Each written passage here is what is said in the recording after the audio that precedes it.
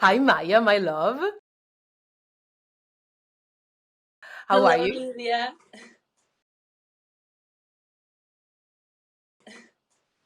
Good to see you. I wanted to say to you, your audience today in this interview is going to be Italian, just because this is my audience right now. Like the people that I talk to are from Italy mostly,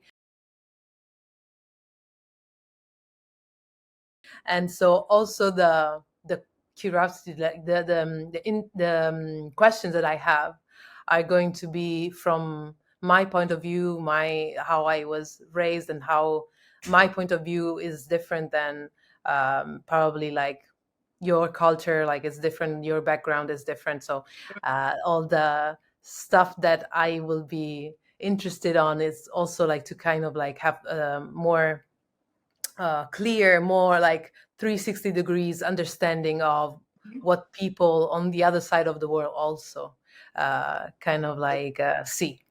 So I was going to introduce you as a movement director and a choreographer, but then on your bio, your bio says that you are a theater director, a cultural innovator, and advocate for equity in the arts, which Yes. here in Italy nobody will say that about themselves, because it's not. I'm not sure what you mean with this. So I would like you to tell me what you mean when you describe yourself like this. Great. Yeah, absolutely. So, uh, I would describe my path as an artist to be iterative in that I've had many stages focusing on one or a number of things and then growing into a new area. So I did have a professional dance career. I began choreographing in my 20s, and I began educating even in my teens. And so I've always been an artist, I've always been an educator, and I've always been an advocate for equity in anything that I do. And so my dance career, I would say, was largely dance transitioning into being a choreographer in my 20s. And then in my 30s, I was transitioning from being a choreographer to a director. And throughout that time, I've always been an educator.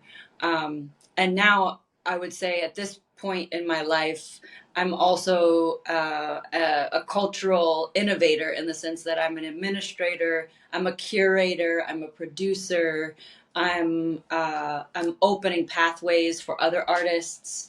I'm opening pathways for artists in development, for actors and theater makers, designers, etc. And I'm doing creatively, my focus is in directing.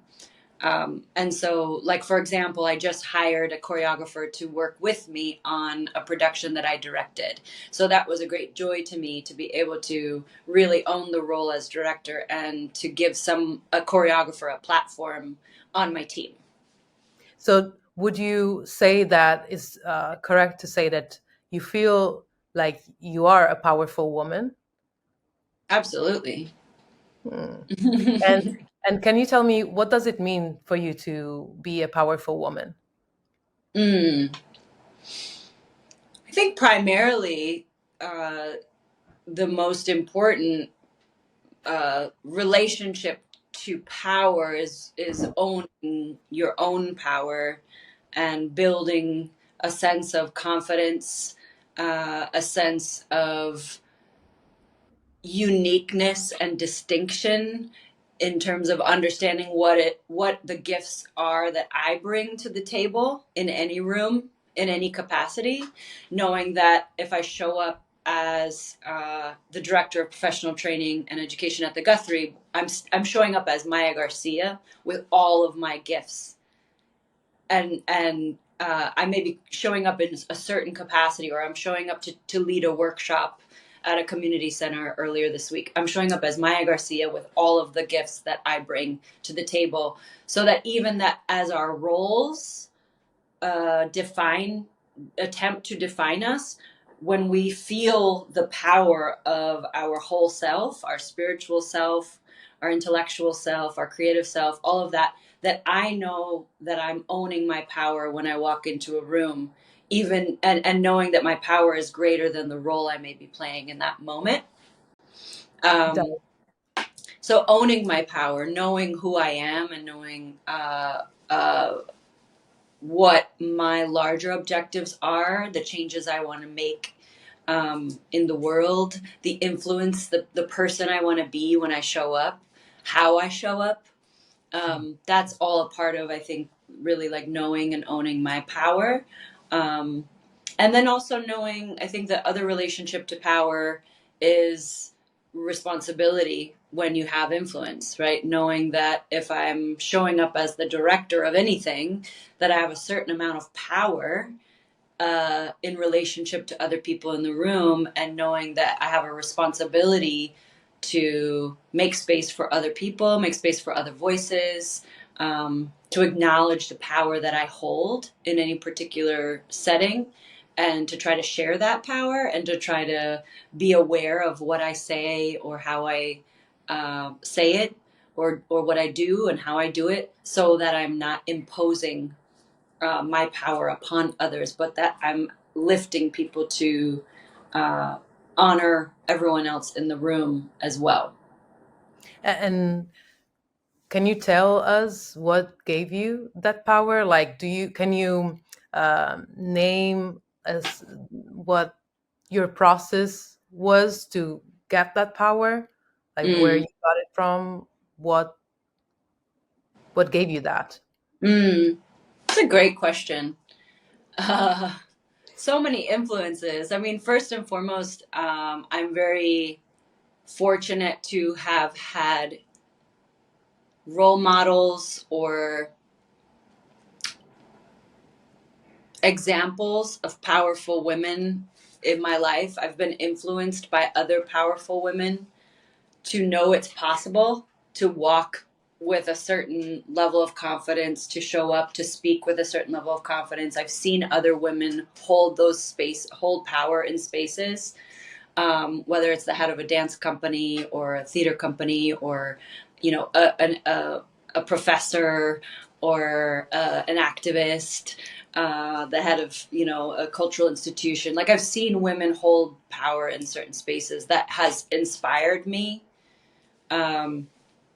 I've also seen men a lot. I've worked with a lot of powerful men and seen how they navigate the world. And I know that there is a certain level of privilege that they carry in positions of power that women aren't afforded immediately. Um, and and so I work very hard to um, challenge assumptions about the kinds of power that women can hold Mhm. by just like if it's a certain level of authority that a man can project without resistance, that if a woman projects that level of authority, there may be some resistance. So challenging that resistance, I think, is an important part of what I've learned to do. Um, let's see, how did I gain a sense? I think, to go back to my childhood, I was actually, I was left to my own devices a lot. And so I became very independent.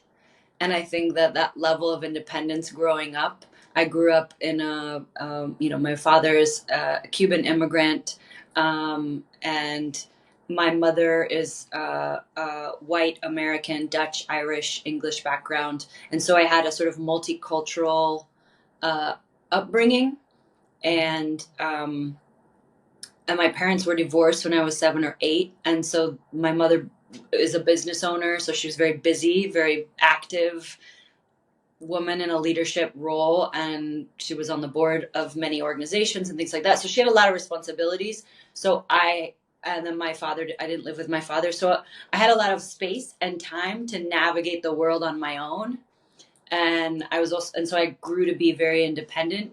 And so I just, I think I carry a certain level of confidence based on really growing up as an independent young woman. If that makes sense. It I think that does. had an impact. Yeah. It does. I also know you because we spent together and we did so many things. Um, the last one was on Spike Lee's joint, like She's Gotta Have It.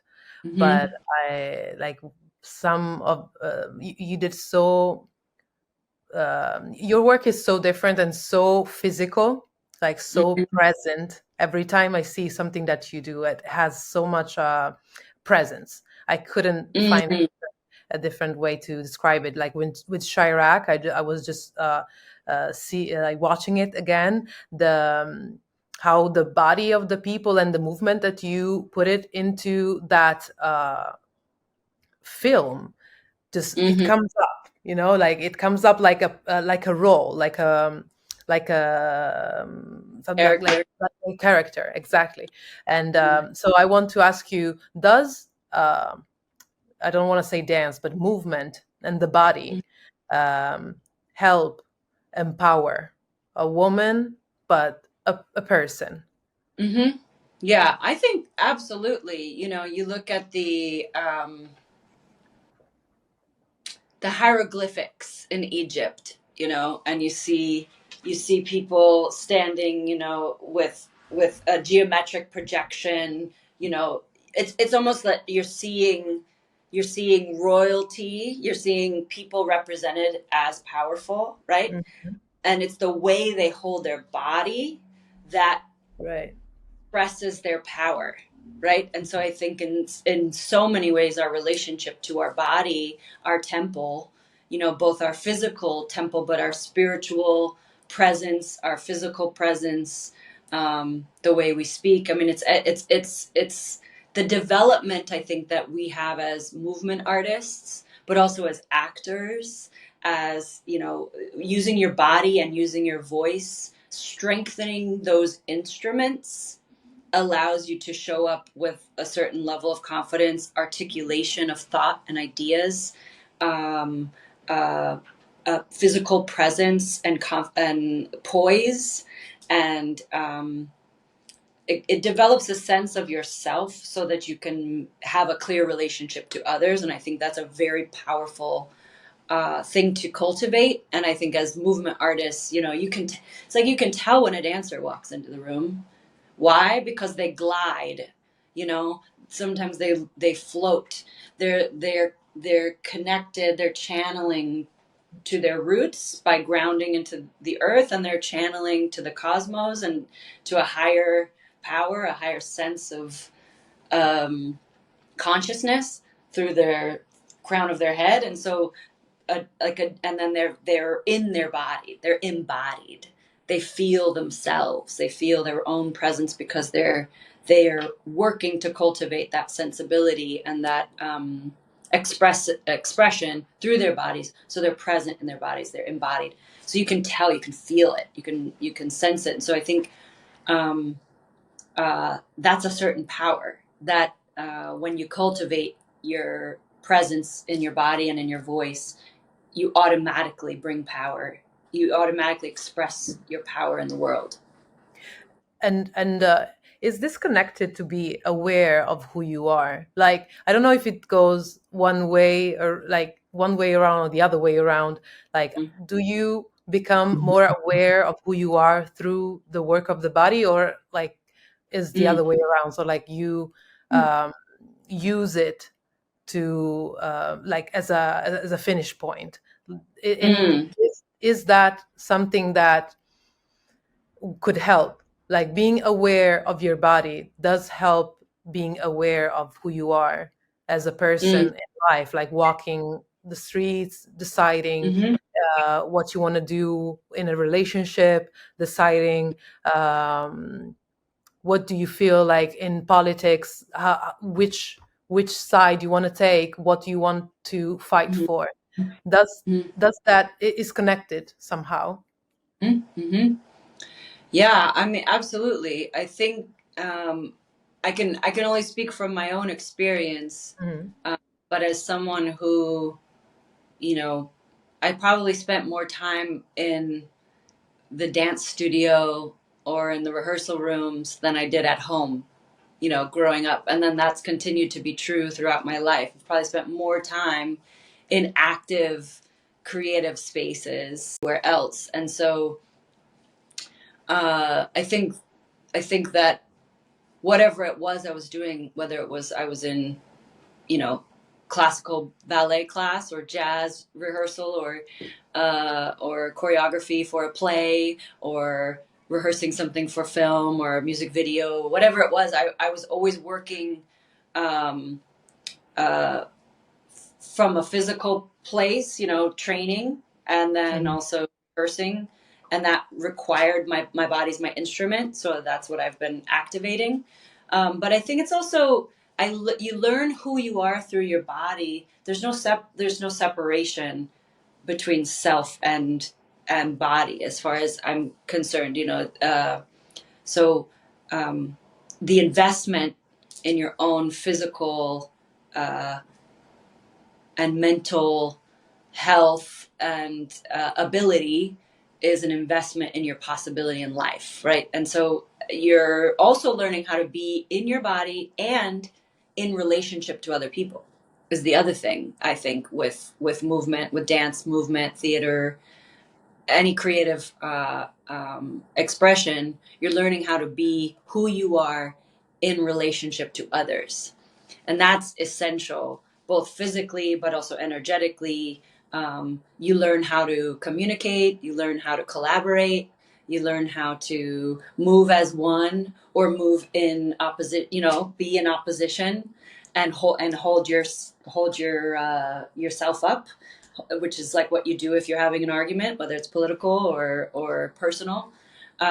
So you learn your own strengths and you build on your own weaknesses, and you learn about other people too, and you learn how to navigate the world in relationship. And I think it's really it's been vital for my own development as a person to be in my body and in creative spaces with other people.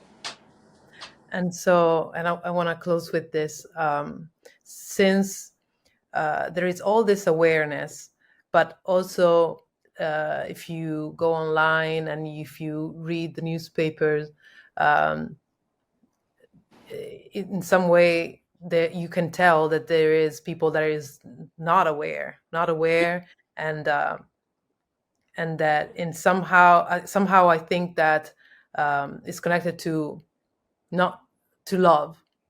Like, Mm, how is this connected, and how can help like people to understand what love is, love for yourself and love for others, and love for what your journey was, what all the sacrifice that you decide to do to become whoever you become.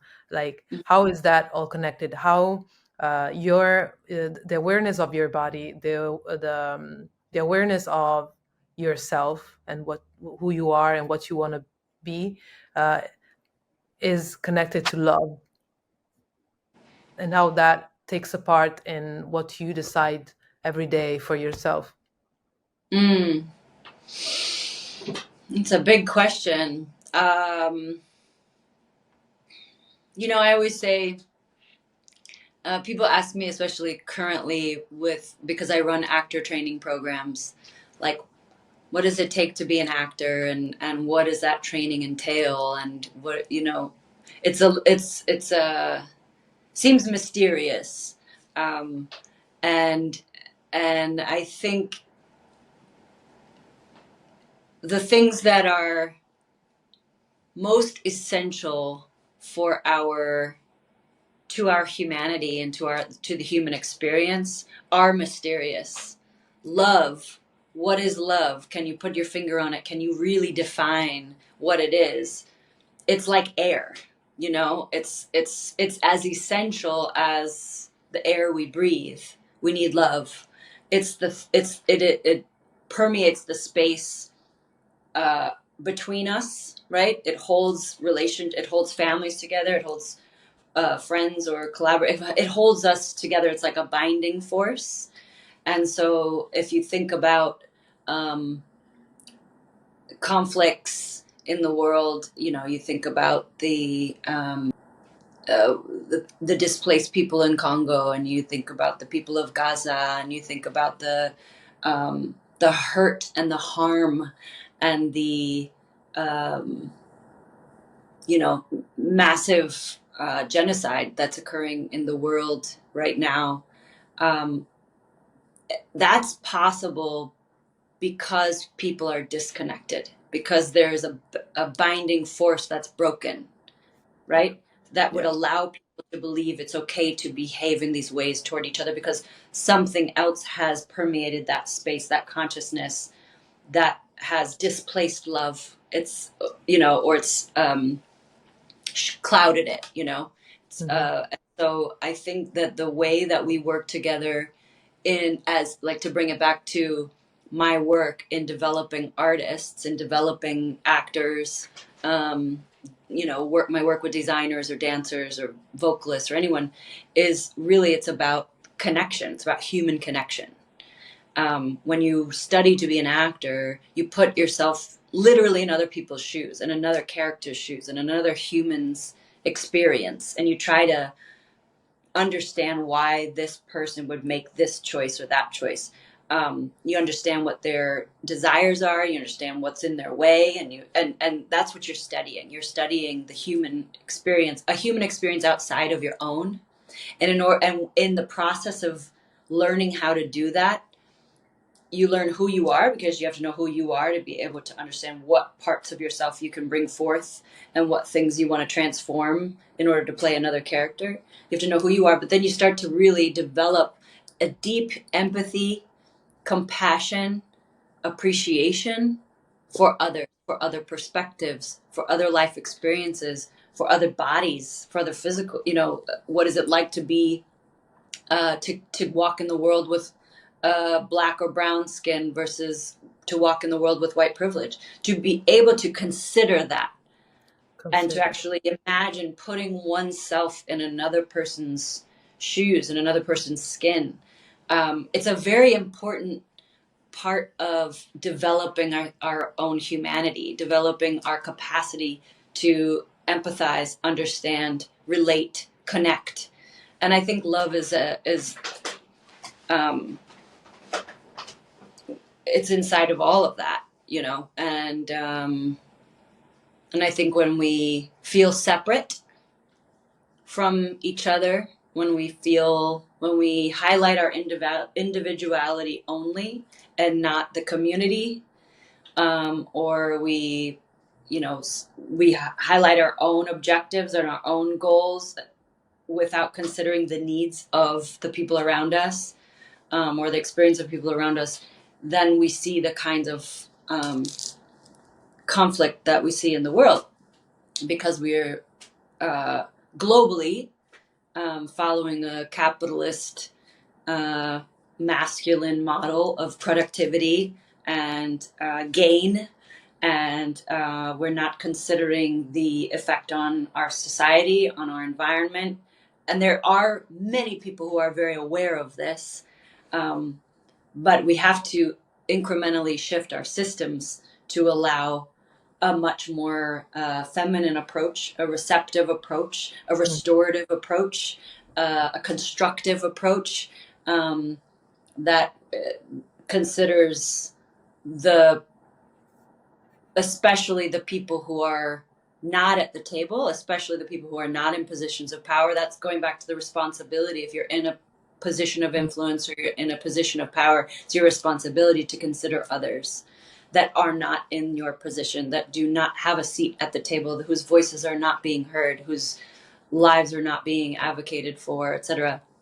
And so, I think the cultivation of that empathy and the cultivation of connection is something very powerful and very important. That can seem mysterious, but I think it's essential. I think it's essential to our world. Not to mention that in order to induce that love, we need inspiration, and we need artists to inspire us, right? And so developing the people who have that bravery and that consciousness of our shared humanity, that invest in other artists, because I want to elevate those among us who have the insight and the inspiration to create more connection, and that really is all about love. Ah, Maija Garcia, my mentor, my light, my everything.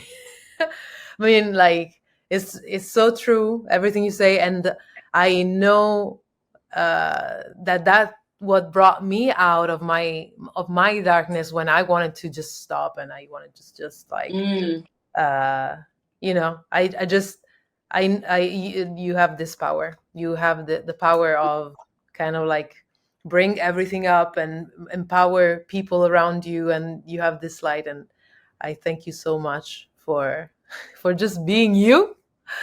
And I want to ask you what's happening in your life right now, like what you're working on, what's next, where can people see you? I mean, I'm very far away right now. I will not be hopefully soon, not that much, but where people can find you and your work.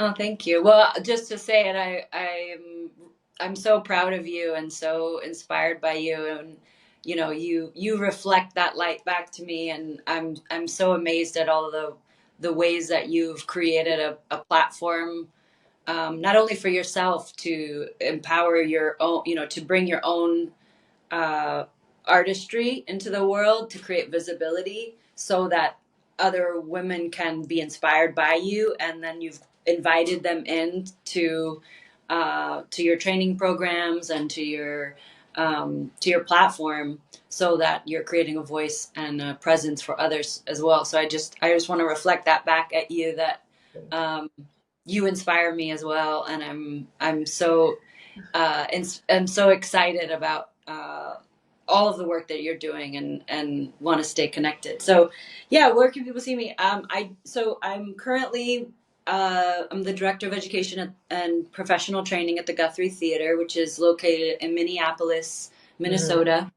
Mm-hmm. And if you look at the map of like the United States, it's sort of right in the center at the top. So it's kind of the heart. It's also where the Mississippi River begins and goes down through the country. So I like to, in fact, I look out my window right now. I can see the Mississippi River. Wow. I can show you. I try to show you. Let's see. I don't know if you can see this. See, I can see it. I can see it. Yeah, and so you see that there's actually a sort of a dam, so it's like a huge flow of water. So I think about just my place in the world geographically as like it's energy flowing, Yeah. and I just directed a show at the History Theater, which is called I Am Betty, and Mm-hmm. it's about Betty Crocker, but it's also about the women behind the brand and how the women behind that brand really connected with the needs of women all over the country and all over the world, in terms of giving them a way to make good, healthy food for their families more efficiently, so they could also do the things that were important to them in life. So Mm-hmm. anyway, it's a great show. It was 9 women playing maybe 10 roles each, so lots of Wow. transformation. But it's a brand new musical. So I've had a career and the fortune to be able to make a lot of original new work, and that's what I love to do. Next week I will be in New York working with the National Black Theater and New York Live Arts, which is actually Bill T. Jones, Arnie Zane company. It's their house. So there are Uh-huh. 2 organizations, New York Live Arts and National Black Theater, that are coming together to build it's just a workshop of a new production called Water Riot. And it's about 4 Black activists who are in a not so distant future, who are fighting against the AI overseer who has taken over access to the water and is looking to privatize the water. And so it's these activists using music to sort of resist this new kind of a artificial intelligence government entity that's policing and militarizing the people. And it's sort of in a not so distant future, in a world, if we could imagine what would happen if the grid fell, like if the elected and the power grid and even like our government as we know it, if that fell apart, what would take over. So it's an interesting piece, and I think something really exciting to work on. So it's like a kind of a black futuristic story from a very from a Afrocentric point of view, that speaks to me. Like it's exciting to be working in this way, to imagine possible futures, and how we're going to respond to some of the threats to our society. So it's exciting. So I'm doing that. But people can follow my Instagram. I try Absolutely. to keep updated. And I'm working on a whole bunch of different projects. I always have like many things on the stove that I'm cooking. I know.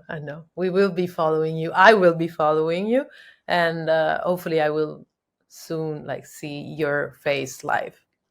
Yes, Thank you whether it's again, Maija Garcia, and thank you so much for all the amazing wisdom that you share every time I talk to you. So thank you. thank you for the invitation.